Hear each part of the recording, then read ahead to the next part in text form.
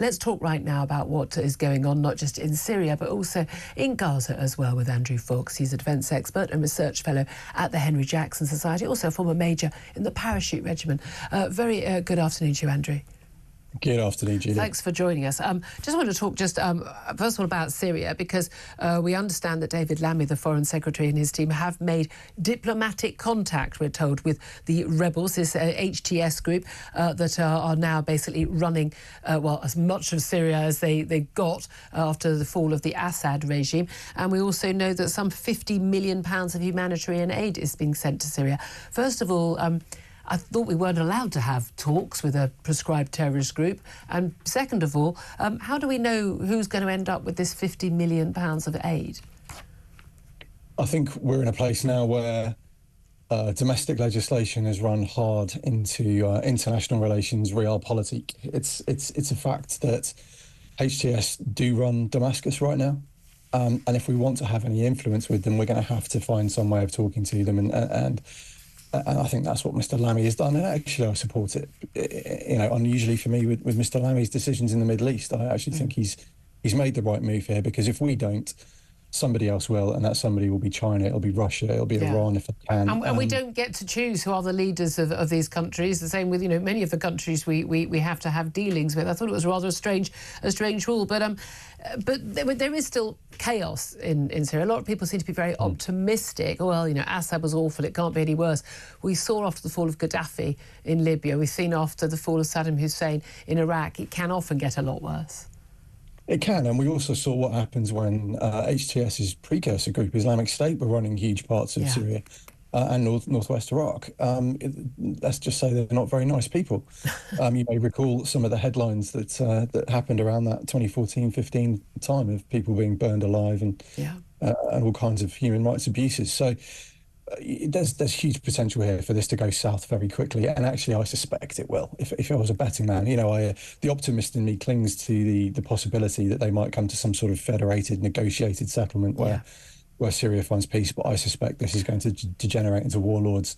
I have to say, very quickly. I was very optimistic of the Arab Spring, but actually I think what that taught us really is, that optimism is probably wildly misplaced. But obviously, lots of focus now of the British and the international media going into Syria has been on the awful crimes committed by the Assad regime, the mass imprisonment, mass torture, mass murder as well. There's no doubt going to be evidence of war crimes. It'd be interesting to see if there was actually an international arrest warrant going out for President Assad. Of course, he'll probably never leave Moscow.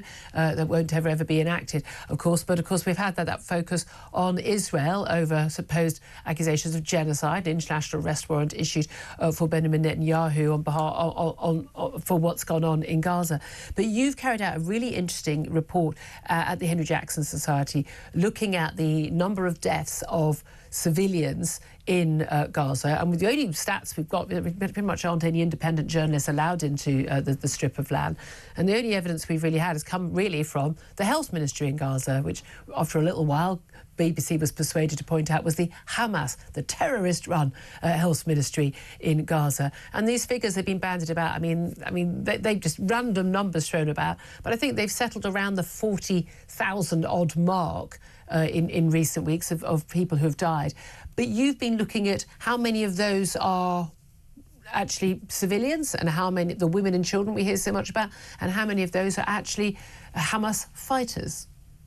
Yeah, that's right. And we've had a really huge global media storm this weekend, which has been kind of fun.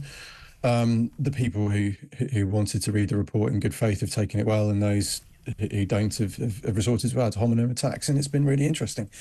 The key point for me, I think, is that if you break down the demographics of Hamas's own lists by proportion, it's overwhelmingly fighting-age males getting targeted. They were 26% of Gaza's population before the war, and since we look at the fatality lists, we're looking at 40, 45, 50, 60% by proportion. And yet the impression we always get is that it's all women and children, and the images we get of crying people, I mean, horrific images of particularly children with horrible injuries, crying and screaming. Now, those images, you would be forgiven for thinking, and it would appear an awful lot of the people on the streets marching every 2 weeks would be forgiven for thinking that it was pretty much only Palestinian children who were dying in this war. But would you say categorically, based on Hamas's own figures, that's not the case?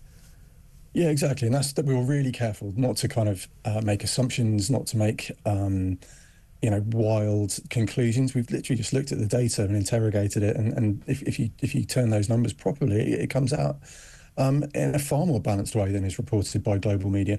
And what's really interesting is that we worked with 50 Global, who are sort of about 50 different academics who've looked at media coverage over the last 14 months.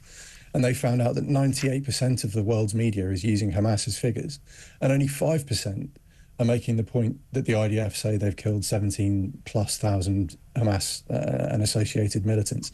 So there's been a real global failure in journalistic standards over this conflict. So that roughly half of those, IDF are pretty sure that roughly half of those that are claimed by the Palestinians are actually fighters, completely legitimate. But we also know, again, it's completely legitimate and terribly sad and awful that civilians will die in warfare, particularly when those Hamas fighters are using the civilians quite literally as human shields and hiding behind their hospitals, the camps, the schools and the apartment buildings. And again, even on the stats given out by Hamas, those stats in terms of the civilian deaths as a ratio of all deaths are still way better than any American or British army has ever achieved in any war.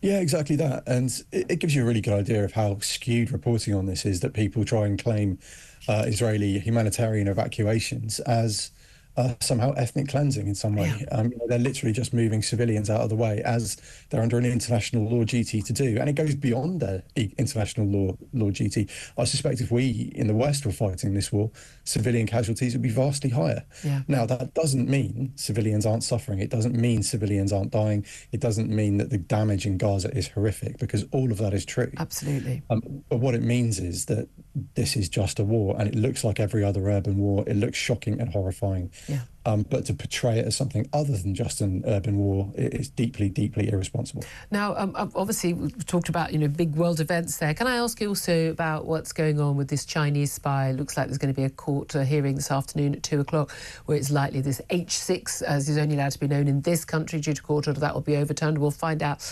officially in this country, although it's available on the internet, who this Chinese spy was, who's apparently been banned from the country and was a close confidant of Prince Andrew. How concerned are you that someone alleged to have been spying for a hostile nation state like China got so close to the royal family, went to Buckingham Palace, was able to get photographs with the two former prime ministers, David Cameron and Theresa May, and had such close links with, someone would say, Britain's favourite useless idiot, useless and useful idiot, Prince Andrew. How concerned are you about that as a defence security expert? I mean, spying is a feature of international relations and always has been. So we spy on people, they spy on us. That's just the nature of the game. What I think this shows for me is three things. First of all, it shows that Prince Andrew is rightly out of the public eye and out of royal duties. His judgment is clearly not as good as it should be to be playing that role. Secondly, it re-emphasises just how much strategic competition we are in with China and how they are actively trying to subvert and infiltrate us. But also, thirdly, I think it shows that our security services are doing a great job. The fact that they've identified and caught and removed this gentleman, that's a really good thing. And as far as I'm concerned, it's a win for the security services. Yeah, wish they'd found him earlier, but there we are. Wonder how many more there are. Andrew Foulkes, really appreciate you joining us, defence expert, research fellow at the Henry Jackson Society. Thank